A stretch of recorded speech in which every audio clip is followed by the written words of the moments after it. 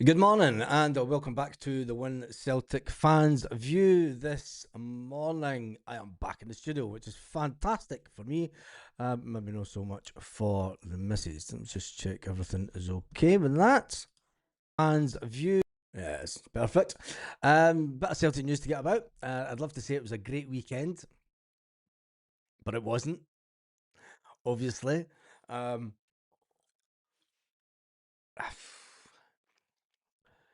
There's some Celtic news to get about. Obviously, the ex-manager, he's got himself a new job. I think that what we'll do is we'll jump into some of the publications online that have been talking about Celtic over the last 24 hours, and then we'll talk about the poll question, because there is a poll running already.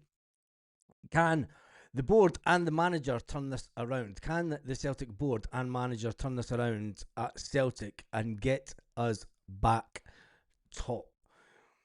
That is the poll questions. There's been 30 votes already, and just straight off the bat, first thing, 71% say no, 29% say yes, they can. The Celtic board and the manager can turn it around. So give me your thoughts in the comment section. And thank you, Highlander67. It was good to have a little break. I'd love to say that it was great for my voice, but it wasn't, because I've got a bit of allergy on my throat. Kid Keeper's in the house as well. Oh, he's got his signs. Get to your class, young man.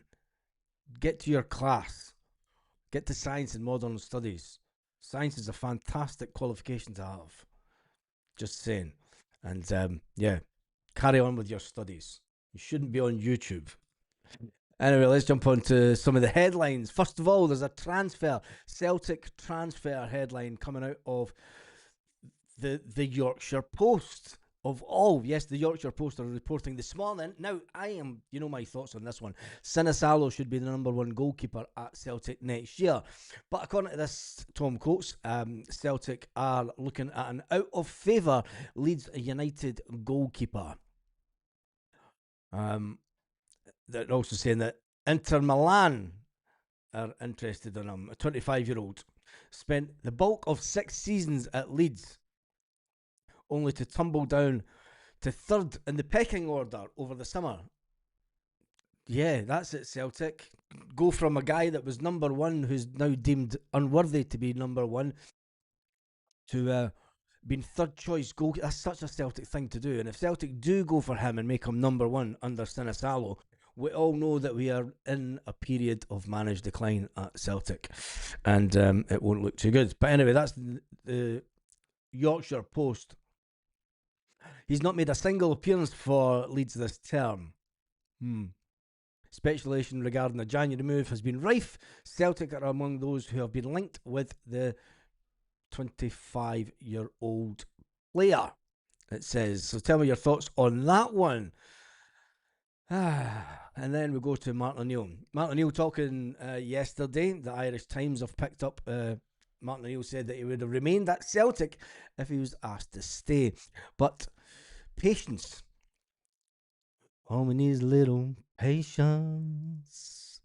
Will Wilfred Nancy get the time? Just try and stay strong. After losing his first 3 games in the office, Nancy struggles have fueled this theory Celtic should have retained Martin O'Neill, who took caretaker charge after Brendan Rodgers left. And Brendan Rodgers, obviously, he's picked up a new job also, as has John Kennedy. Martin O'Neill said, if they'd asked me to stay on, I would have done so. But the minute they said, no, that's your time, that was fine by me, he told TalkSport yesterday. O'Neill also called for Nancy to be shown patience. Shown patience. Can Celtic fans show this manager? Save our season and get Nancy out now, says Chill Pill. If we lose tomorrow night, it is tomorrow night we're playing, isn't it? Yeah, if we lose tomorrow night, definitely. Martin O'Neill went on to say there's some excellent players at the club, at the football club. Some of the boys who have won big time as well. Lean on some of the senior players, lean on them. Get them on your side. It's recoverable, of course. You're in the football club for 10 or 12 days. And then it goes on to talk about Brendan Rodgers is in talk about taking the managerial job in Saudi Arabia, and joining him his sidekick. His sidekick. We all knew that was going to happen. Anyway, an interesting one about the team who we play.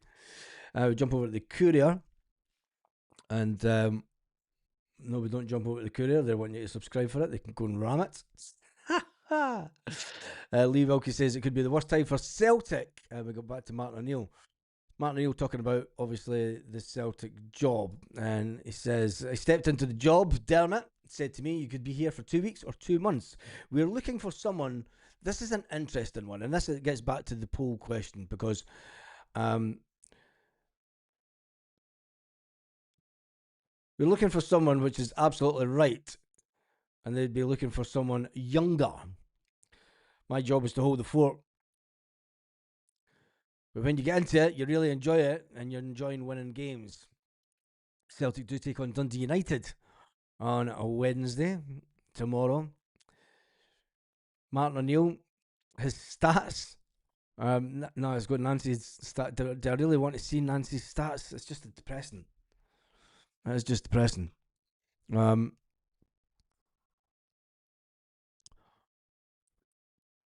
me just double change something. As I've obviously been a bit slack this morning. It seems to be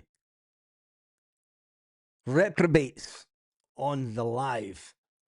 Well, we'll get rid of him in roughly about 2 seconds because I obviously didn't make it for subscribers. Oh, he's actually subscribed to the channel. There you go. He's actually subscribed to the channel. Welcome to the party. Nothing like a meltdown party.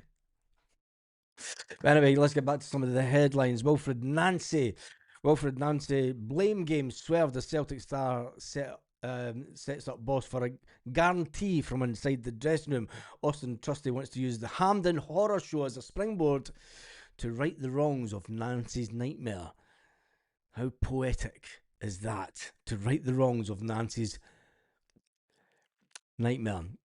Defiant Austin Trusty is refusing to look at Celtic fall guy, and he's issued a call to arms to unite the club after a nightmare start of the Wilfred Nancy era.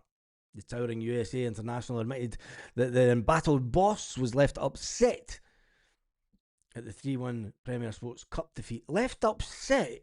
Mate.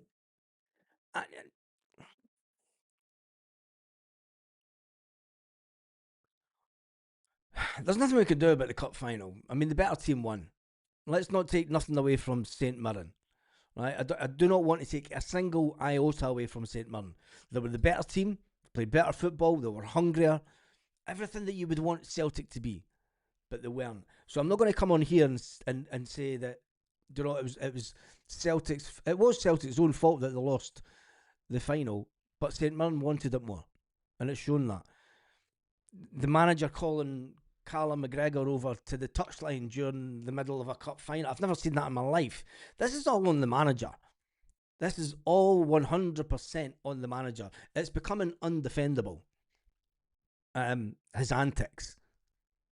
Do you know, I mean, I put a picture up sitting in my brother's, and my brother had a tactics board. Yes, the little picture that I put up on the community chat, that was the tactics board for when my brother used to coach kids football.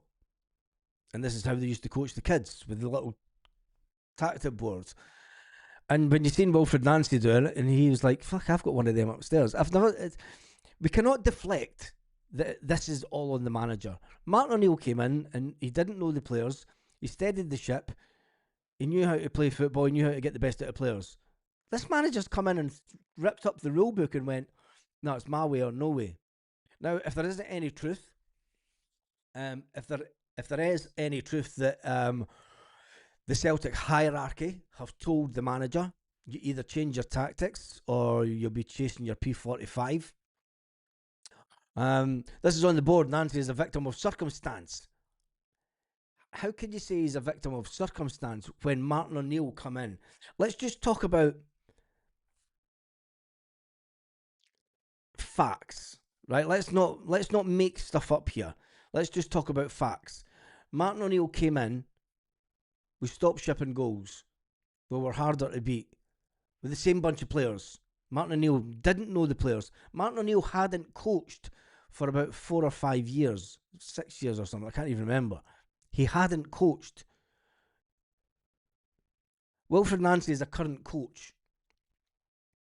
Wilfred Nancy's younger.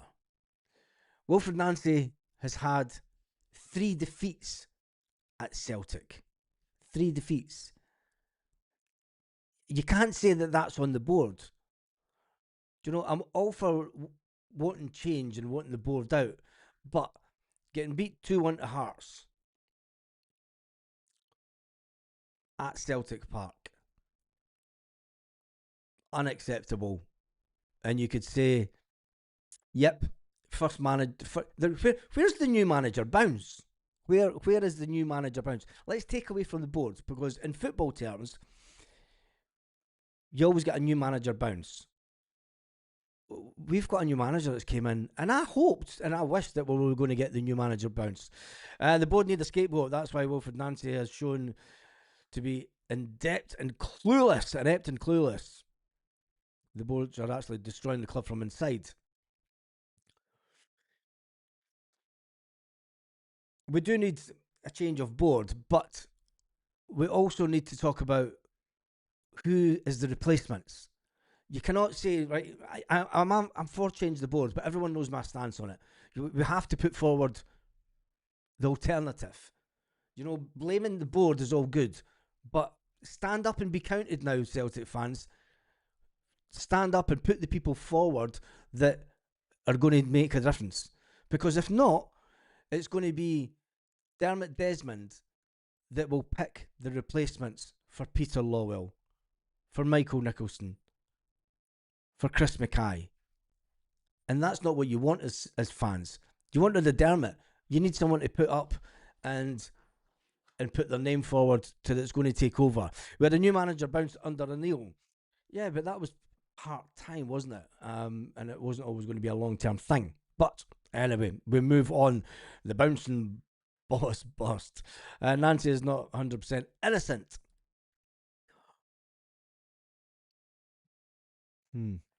Interesting. Right, anyway, let's get back to that article. Everyone's obviously talking about the Martin O'Neill situation. The board asked me if I would stay on and speak to the incoming manager. Now, this is an interesting one. The board asked me if I would stay on and speak to the incoming manager. My last game was on Wednesday versus Dundee. I would have been flying back to London on Thursday. Anyway, I stayed until later on, and I met the incoming manager. It was very nice. Only about a 10 or 15-minute conversation. Wow. 10 or 15-minute conversation with a new manager. That's not a lot of time to talk about where the club's at. That to me says if he only spent 10 or 15 minutes talking to Martin, he disregarded Martin O'Neill. And ultimately, Jed Johnston, you legend. You absolute legend. And you know why. Nancy is arrogant and stubborn prat. Is he a new Brendan Rodgers? Is he just another Brendan Rodgers? That will come out in the wash, obviously. Martin O'Neill says he's got his own philosophy. I hope he's got a fucking wand as well. Never mind a magic hat. His own viewpoint in the game. That's absolutely fine, Martin O'Neill said. But not going into... I was not going into coming in and giving him an advice. I would have passed on anything to the incoming manager if he wanted to have heard from me. It's as simple as that. That, ladies and gentlemen, tells you everything that you need to know about Wilfred Nancy. If that was me coming into Celtic and you had watched the absolute mayhem of Brendan Rodgers' era and the way that Martin O'Neill turned it around, you would sit down with Martin O'Neill and said, what was the difference that you made? I've got my own ideas, the way that I want the club to play football. No. Oh shit. Um, right, I'm gonna have to go. The dog was meant to be at the vets. Make sure that you join me later on this afternoon. Apologies. I've just been told that the dog was meant to be at the vets 15 minutes ago. Sorry. Fuck.